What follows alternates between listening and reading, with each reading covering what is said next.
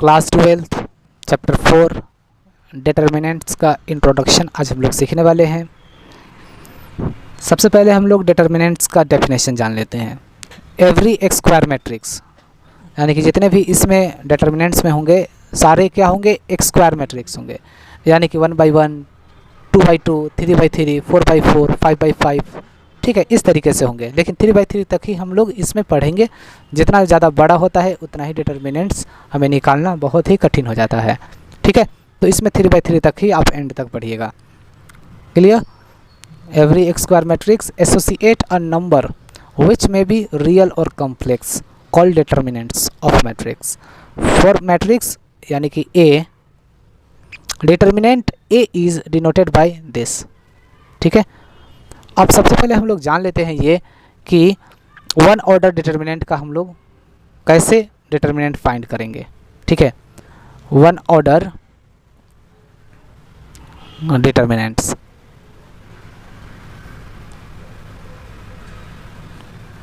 One order determinant कैसे निकालेंगे? देखिए, मान लीजिए ए कोई मैट्रिक्स है जिसके अंदर ये 2 है नंबर, इसके अंदर ये मैट्रिक्स है, वो एलिमेंट्स हैं 2।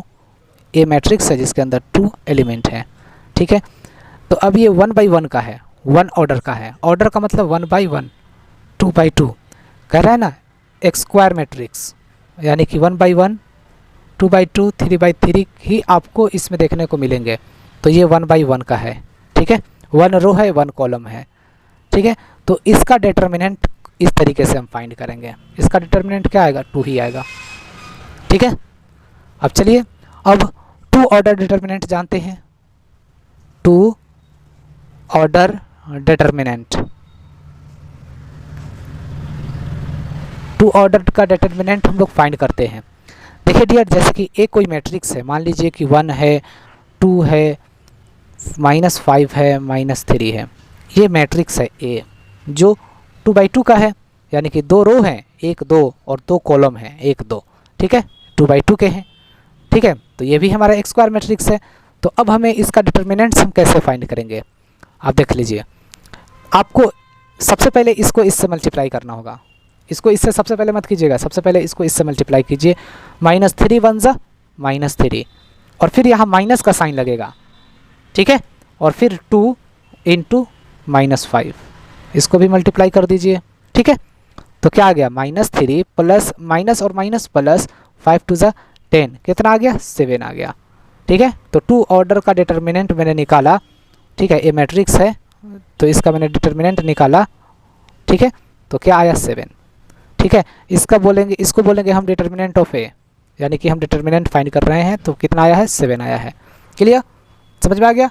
नेक्स्ट अब हम लोग समझते हैं यहाँ पर। अब 3 ऑर्डर का फाइंड करते हैं। 3 ऑर्डर का डिटर्मिनेंट देख लीजिए, 3 ऑर्डर डिटर्मिनेंट फाइंड करते हैं, ठीक है। इसमें अच्छे से हम आपको बता रहे हैं। देखिए, मान लीजिए कि ए कोई मैट्रिक्स है, ठीक है, जिसके अंदर एलिमेंट है 1 2 3 4 5 6 7 8 9, ये है, ठीक है। ए मैट्रिक्स है। अब इसका हमें डिटर्मिनेंट फाइंड करना है, ठीक है। देख लीजिए इसका डिटर्मिनेंट क्या आएगा। देखिए, ये जो होते हैं ना, हम एक्सपेंड करेंगे R1 से, ठीक है। एक्सपेंडिंग अलोंग R1, ये R1 है, याद रखिएगा। ये R2 है हमारा, ये R3 है, ये C1 है, ये C2 है, ये C3 है। तो एक्सपेंडिंग या एक्सपेंड अलोंग R1 से हम कर रहे हैं। तो हमें डिटर्मिनेंट ऑफ ए फाइंड करना है। तो हम कैसे लिखेंगे यहाँ पर? अब याद रखिएगा, ये वाले क्या होते हैं? ये 1 1 होंगे, और ये फर्स्ट रो है और सेकंड कॉलम है, और ये फर्स्ट रो है और थर्ड कॉलम है, फर्स्ट रो है और थर्ड कॉलम है। तो ये इवन हो रहा है तो प्लस का साइन लगेगा, ये ऑड आ रहा है तो माइनस का साइन होगा, और ये इवन आ रहा है तो प्लस का साइन लगेगा, ठीक है। तो सबसे पहले R1 से हम एक्सपेंड कर रहे हैं ना, एक्सपेंड अलोंग R1 से अलोंग वो कर रहे हैं। तो सबसे पहले आप 1 लिखिएगा, इसको हटाइए, यहाँ लिखते हैं determinant of a equal to क्या हो जाएंगे? 1 लिखिए, पॉजिटिव में होंगे तो कोई देने की ज़रूरत नहीं है। अब देख लीजिए, इसको और इसको आप बंद कर दीजिए, इसको और इसको हटाइए तो क्या बचा आपके पास 5 6 8 9। तो आपको क्या करना होगा इसमें, इसको इससे मल्टीप्लाई करना है। 9 5 ज़ा 45 माइनस 8 6 ज़ा 48। क्लियर। फिर अब क्या आएगा साइन माइनस का, ठीक है, माइनस का साइन आएगा ये। तो फिर अब आप 2 को लिखिए। अब इसको करिए, क्या बचा 4 6 7 8 9, 4 6 7 9। मैं थोड़ा डायरेक्ट कर रहा हूँ।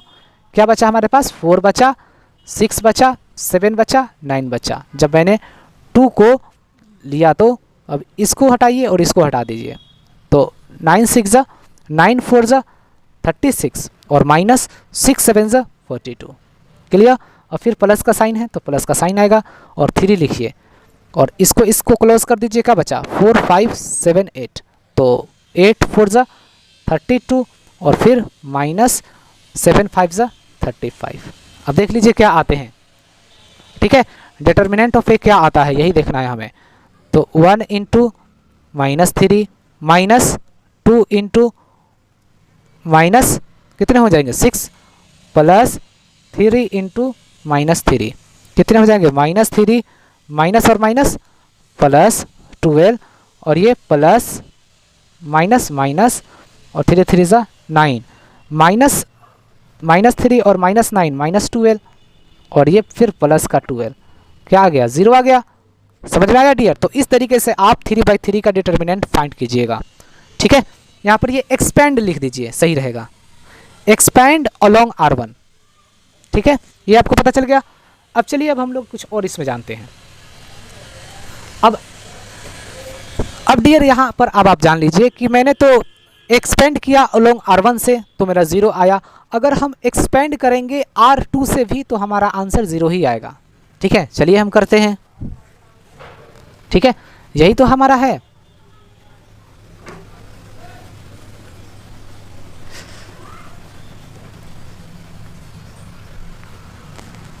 यही तो है हमारे पास मैट्रिक्स 1 2 3 4 5 6 7 8 9, ठीक है।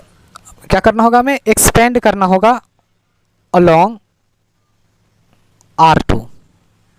R2 हमारा ये है, ठीक है, ये R2 है।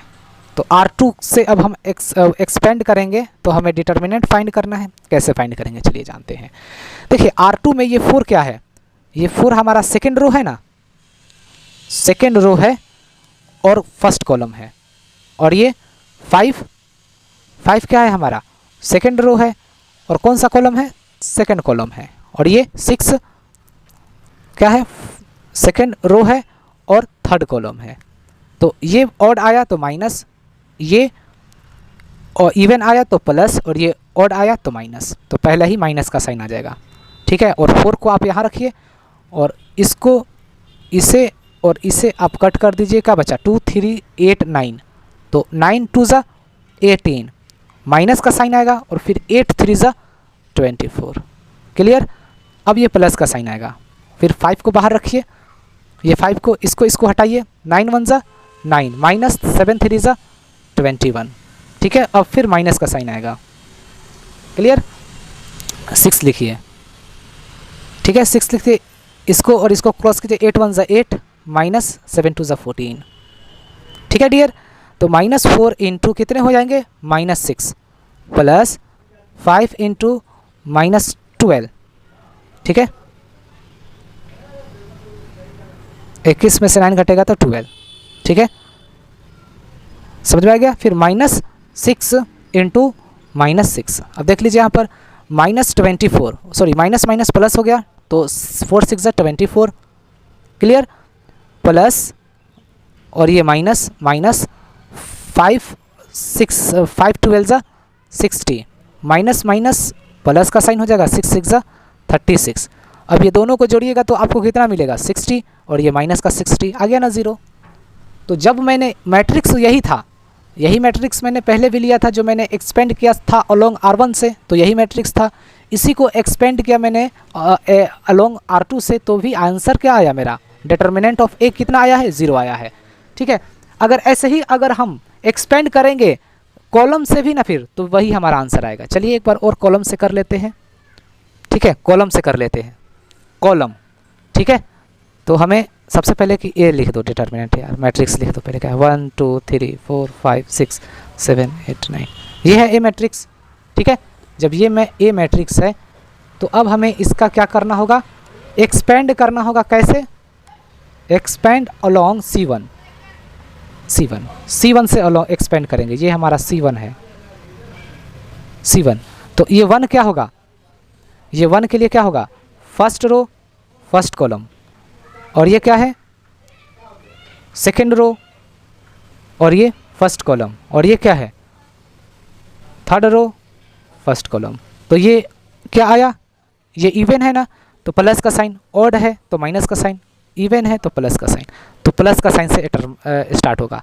तो डिटर्मिनेंट ऑफ ए क्या हो जाएंगे, प्लस का साइन आएगा पहले, तो प्लस का साइन तो लिखते नहीं है, तो क्या ये 1 लिखिए यहाँ पर, और 1 को इसको क्रॉस कीजिए, तो 9 5 ज़ा 45 माइनस 8 6 ज़ा 48। फिर अब माइनस का साइन लिखिए और फिर 4 लिखिएगा, C1 के अलोंग कर रहे हैं तो अब 4 लिखिएगा। तो अब 4 इसको बाहर कीजिए, 9 2 ज़ा 18 माइनस 8 3 ज़ा 24, क्लियर। अब प्लस का साइन आएगा और फिर अब आप 7 लिखना होगा।